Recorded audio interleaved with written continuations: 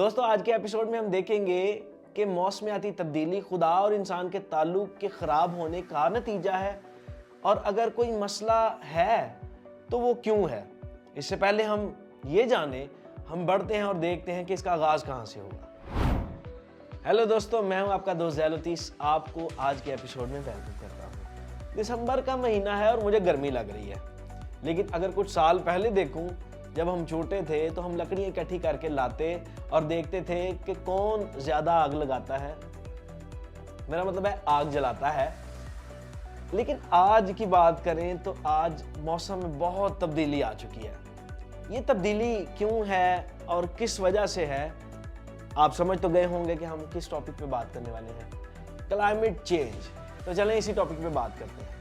Climate change دراصل 30 سال کے عرصہ میں ہونے والی موسمی تبدیلیوں کو کہا جاتا ہے، جس میں درجہ حرارت اور بارشوں کا سلسلہ متاثر ہوتا ہے۔ ان تبدیلیوں کی وجہ کوئلہ، گیس اور تیل کا استعمال ہے، اور اس کے ساتھ جنگلوں کا کٹاؤ اور بہت سارے انسانی معاملات۔ اس سب کے نتیجے میں ہوا کے اندر کاربن ڈائی آکسائڈ اور میتھین پیدا ہوتی ہے، اور اس کے ساتھ ساتھ بخارات کی شکل میں پانی فضا کے اندر موجود ہو جاتا ہے، جس کی وجہ سے فضا میں گرمائش زیادہ ہو جاتی ہے۔ اب آپ یہ سوچ رہے ہوں گے کہ یہ گیسز ختم کیوں نہیں ہو جاتی، یا پھر یہ اس زمین سے باہر کیوں نہیں چلی جاتی۔ دراصل خدا نے زمین کو ایک کلوز سسٹم بنایا ہے، جس میں سے نہ تو کوئی چیز باہر جا سکتی ہے، نہ کوئی چیز اندر آ سکتی ہے، سوائے اسپیس راکٹس کے۔ اس سب کے نتیجے میں اس زمین پر گرین ہاؤس ایفیکٹ پیدا ہوتا ہے، جو اس زمین کے درجہ حرارت کو برقرار رکھتا ہے۔ اگر سب کچھ نیچر کے پرنسپلز کے مطابق چل رہا ہے تو پھر مسئلہ کیا ہے؟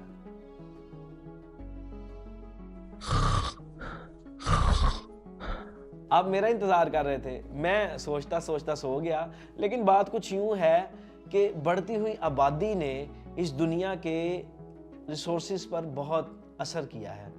پچھلے 30 سالوں سے، یعنی میری پیدائش کے بعد سے، اس دنیا کو شدید موسمی حالات کا سامنا کرنا پڑا ہے۔ اب آپ یہ سوچ رہے ہوں گے کہ میں ہی اس کا ذمہ دار ہوں۔ نہیں، صرف میں ہی نہیں، آپ بھی اس کے ذمہ دار ہیں۔ پچھلی 1 صدی میں اس زمین کا درجہ حرارت کافی بدل چکا ہے۔ پچھلے کئی سالوں کے اندر گرمی کے سبب گلیشیئرز بہت پگھل رہے ہیں، اور دوستو اس کی وجہ سے سمندر کی سطح کافی بلند ہو رہی ہے۔ کہیں ایسا نہ ہو کہ اس وجہ سے اس زمین پر ہر جگہ پانی ہی پانی ہو۔ بہت سی غیر معمولی چیزیں ہو رہی ہیں، جیسے کہ جی بالکل، باغوں کے شہر میں سردی کی شدت تو برقرار ہے، لیکن موسم نے ایک دم سے پلٹا کھا لیا ہے۔ ملتان کے قریب دریائے چناب میں پانی کے بہاؤ میں مسلسل اضافہ، طغیانی کے باعث موزہ خزاپور میں موجود جھوک کھیڑا بستی کے 16 گھر صفائے ہستی سے مٹ گئے، سڑکیں بھی پانی کی نظر ہو گئیں۔ کراچی میں بھی ٹھنڈ بڑھ گئی، درجہ حرارت 9 ڈگری سینٹی گریڈ ریکارڈ کیا گیا۔ پنجاب میں شدید دھند کا راج برقرار ہے، مختلف مقامات پر موٹر ویز بند کر دی گئی۔ دوستو لوگوں کی تو بہت الگ الگ رائے ہیں۔ کچھ لوگ سمجھتے ہیں کہ ان تبدیلیوں سے ہمارا کچھ لینا دینا نہیں، اور کچھ لوگ سمجھتے ہیں کہ یہ تبدیلیاں ممکن ہے ہماری وجہ سے ہو رہی ہوں۔ لیکن ہم بڑھتے ہیں آپ کے سوالات کو لے کر عدیل بھائی کی جانب، اور ان سے پوچھتے ہیں کہ بائبل اس کے متعلق کیا کہتی ہے۔ جی تو عدیل بھائی کیسے ہیں آپ؟ جی ذیل-الطیس بھائی، میں بالکل ٹھیک ہوں، آپ کیسے ہیں؟ جی خداوند کی بڑی شکر گزاری۔ جی بھائی، کیا سوال ہے آپ کا؟ ارے نہیں عدیل بھائی، ہم آپ کو سوالات کے لیے صرف کال تھوڑی کرتے ہیں، آپ کا حال چال پوچھنے کو دل کر رہا تھا۔ لیکن آپ چونکہ اکثر سوال پوچھنے کے لیے ہی کال کرتے ہیں، اس لیے میں سیدھا پوائنٹ پہ آیا ہوں۔ اچھا چلیں، یہ اسکرین پر رہا پہلا سوال کہ کیا بائبل مقدس اس آب و ہوا کا خیال رکھنے کے لیے کچھ بتاتی ہے؟ بائبل مقدس ہماری رہنمائی کرتی ہے کہ خدا نے جب انسان کو باغ عدن میں رکھا تو خدا نے انسان کو ہی اس کا نگہبان مقرر کیا۔ ہم پر قدرتی طور پر یہ ذمہ داری عائد ہوتی ہے کہ ہم نہ صرف اس دنیا کی حفاظت کریں، بلکہ اس کو بہتر بنانے کے لیے ہمیشہ کوشش کرتے رہیں۔ شکریہ۔ اور یہ رہا اگلا سوال کہ کیا ماحولیاتی تبدیلی خدا اور انسان کے تعلق میں خرابی کا نتیجہ ہے؟ جی، یہ بھی ایک وجہ ہو سکتی ہے۔ دراصل جب ہم خدا سے دور ہوتے ہیں اور نافرمانی کرتے ہیں تو ہم بالکل خود غرض ہو جاتے ہیں، اور اس خود غرضی میں ہم انسان تو کیا، جانوروں کا بھی خیال نہیں کرتے اور ماحول کی بھی پرواہ نہیں کرتے۔ ہم پھر جیسے چاہتے ہیں اپنی زندگی بسر کرتے ہیں، جس کی وجہ سے ہمارے ماحول میں آلودگی پیدا ہوتی ہے اور تباہ کاریاں ہوتی ہیں، جس کی وجہ سے ہمارے ماحول میں بہت ساری ماحولیاتی تبدیلیاں بھی آتی ہیں۔ اب جب خدا نے ہمیں یہ حکم دیا ہے کہ ہم اس زمین کی حفاظت کریں، اس دنیا کی حفاظت کریں، جب ہم نافرمان ہو جائیں گے تو پھر تو ہم بالکل بھی اس کی پرواہ نہیں کریں گے. جب ہم پرواہ نہیں کریں گے تو ماحولیاتی تبدیلیاں تو واقع ہوں گی. عدیل بھائی شکریہ، آپ نے یہ تو بہت زبردست کہا. یہ رہا اگلا سوال، کیا موسمیاتی تبدیلیاں آخری وقت کی نمائندگی کرتی ہیں؟ بنیادی طور پر اس طرح کی آفات اور ماحولیاتی تبدیلیاں تو ہر زمانے میں آتی رہی ہیں، اور یقیناً اس وقت کے لوگ بھی یہی سوچتے ہوں گے کہ اب یہ آخری وقت ہے، لیکن وہ آخر وقت نہیں تھا. ہاں، ہم یہ کہہ سکتے ہیں کہ یہ تمام تر ماحولیاتی تبدیلیاں، تباہ کاریاں، یہ علامتی طور پر نشان تو ہیں، لیکن اس کا مطلب یہ نہیں کہ اگر ہمارے ماحول میں کوئی تبدیلی آئی ہے تو اس کے فوراً بعد دنیا کا اختتام ہو جائے گا. یہ ایک سائن ہے کہ ہم اپنا خدا کے ساتھ تعلق بہتر کریں.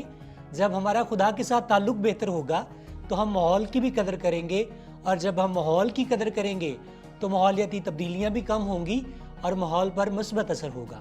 مجھے لگتا ہے یہ اگلا سوال تو کسی میرے جیسے بھائی نے پوچھا ہے. ویسے اگر دنیا برباد ہو ہی رہی ہے تو کیا فرق پڑتا ہے کہ تھوڑا سا نقصان میں ہی پہنچا دوں؟ بالکل، میں بھی یہی توقع کر سکتا ہوں، اور ایسا بالکل نہیں ہے کہ اگر دنیا میں پہلے تباہی ہو رہی ہے تو میری دنیا کو نقصان پہنچانے سے کیا فرق پڑے گا. دراصل بائبل مقدس ہماری رہنمائی کرتی ہے کہ دیگر لوگ جو کچھ بھی کر رہے ہیں، ہماری یہ ذمہ داری ہے کہ ہم نے اس دنیا کو بہتر بنانے والوں میں اپنا شمار کروانا ہے، اور ہماری چھوٹی چھوٹی ایفرٹ سے ہی ایک بڑی تبدیلی واقع ہو سکتی ہے. اگر ہم بھی دیگر لوگوں کی طرح اس دنیا کو تباہ کرنے پر لگے رہیں گے تو پھر بہتری کی توقع کس سے کی جا سکتی ہے؟ ہماری ذمہ داری یہ ہے کہ ہم بے شک چھوٹی ایفرٹس کریں اور اس سے بے شک چھوٹی تبدیلی آئے، لیکن ہماری ذمہ داری یہ ہے کہ ہم بہتری کے لیے اور ماحول کو بہتر بنانے کے لیے اپنا کردار ادا کریں. آپ کے سوالات مجھے حیران بھی کرتے ہیں، لیکن مجھے خوشی اس بات کی ہے کہ آپ کو جب بھی کوئی دشواری ہوتی ہے آپ مجھ سے رابطہ کرتے ہیں تاکہ میں کلام کے مطابق آپ کی رہنمائی کر سکوں. God bless you. شکریہ دل بھائی، آپ نے بہت اچھے طریقے سے جوابات دیے. دوستو بالکل ہمیں ایسا ہی کرنا چاہیے. بطور چرچ ہمیں دوسروں کو انکریج کرنا چاہیے کہ ہم اپنے ارد گرد ماحول کا خیال رکھیں، پانی کو کم ضائع کریں، ویسٹ کم کریں، ری یوز اور ری سائیکل کا خیال رکھیں، اور چرچ کمیونٹیز کو دوسروں کو اس بات کے لیے انکریج کرنا چاہیے کہ اپنے ارد گرد پودے لگائیں، درخت لگائیں، اور اسی طرح سے اپنے ماحول کا خیال رکھیں. کیونکہ بائبل مقدس کے مطابق بھی خدا کی یہی مرضی ہے کہ ہم اپنے ارد گرد اپنی زمین کا جو خدا نے ہمیں دی ہے، جس پہ ہم رہتے ہیں، اس کا خیال رکھیں. کیونکہ یہ صرف ہمارے اکیلے کی نہیں ہے، بلکہ ہم اس کو دوسرے جانداروں کے ساتھ شیئر کر رہے ہیں. تو دوستو میرا یقین ہے کہ آپ نے بھی اس سے بہت کچھ سیکھا ہے جس طرح میں نے سیکھا ہے. اپنے سوالات پوسٹ کرنا مت بھولیں تاکہ آنے والے ایپیسوڈز کے اندر ہم ان پر بھی غور کریں. تب تک کے لیے اپنا خیال رکھیں. Good bye.